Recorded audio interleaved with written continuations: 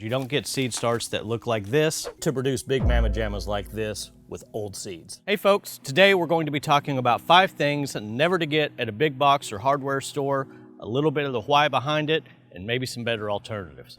Number 1, and we've said it once, we're gonna say it I don't know how many times a year, greenhouse plastic. If you're trying to cover your greenhouse with plastic that is meant for painters to cover furniture and to cover floors as they're painting a house, you're in for a big disappointment. That type of plastic is not UV treated, and after just a few months, it's going to start shredding and deteriorating. That means that all of the seed prep, all the garden stuff that you've done up to that point could possibly be compromised during even the first storm. If it has a 4-year warranty, just consider that a manufacturer is not going to put that type of warranty on there unless it can at least double the length of that. Given the fact that it's gonna last longer, give you the proper diffusions that plants love, and be able to withstand the temperature ranges from very cold to very hot all throughout the seasons. This means that every year that you're going to have to recover, you could have just saved the money, bought it once, cry once, and have something that's going to last.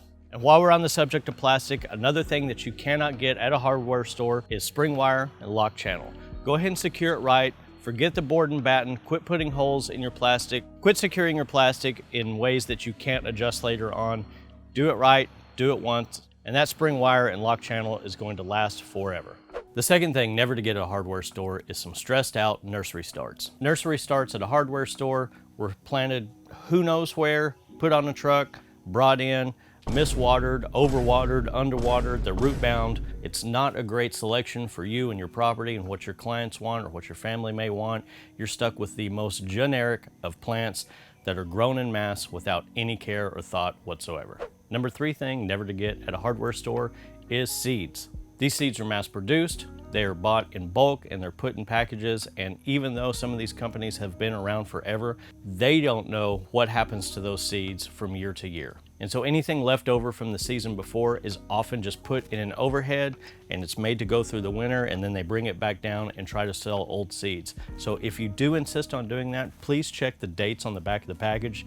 And if there's not a date on the back of the package that tells you when that seed was still viable, do what the pros do and get your seeds from a proper seed source that is dedicated to small farmers and growing healthy food. Because you don't get seed starts that look like this to produce big mamma jammas like this with old seeds. The number 4 thing to not get at a hardware store is your mulch. Here's the deal. I was in the landscape industry for about 20 years. And whenever you see mulch that are in the bags that are either a little black in color or a little red in color, a lot of times that's made from recycled wood. I have found staples, metal, screws, nails, all kinds of stuff in some of those bags in the past in which a customer requested it. Also, that coloring is a dye that we have no idea if that's good for your plants or not, and it's probably not. Getting your mulch from a local trusted source may mean that you're paying a little bit more, but you get nice, clean mulch. You're also reducing a lot of the manufacturing miles that go into producing that kind of mulch that is trucked in from God knows where. And if you get mulch in bulk just like this, you're reducing all of those bags and all that single-use plastic. And the 5th thing not to get at a hardware store, you know we're gonna have to talk about tools. If you're watching this channel and you're still buying this flimsy garbage, what are we even talking about here? What are we still doing not investing in bootstrap farmer trays?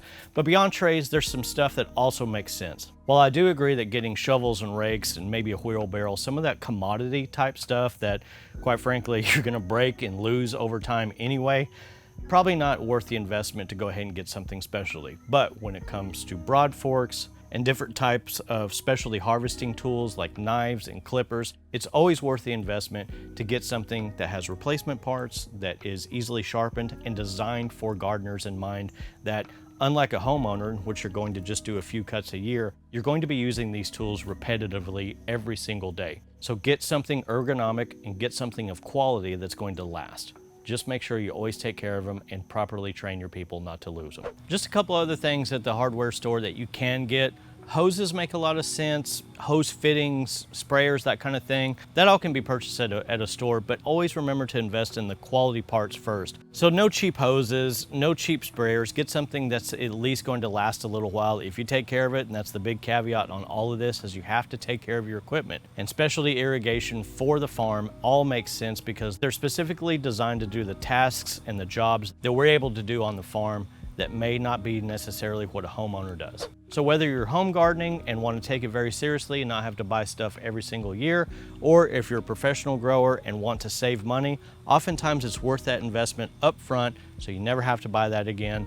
Hope this video is helpful. And down below, we're gonna put a few links to some of the tools that we've highlighted over the last few months that we've brought on as Bootstrap Farmer that, yes, there's an equivalent at the hardware store, but we've really stepped it up and putting our name on somebody else's tools that we believe in and what we've chose to bring on and pre-qualify for you.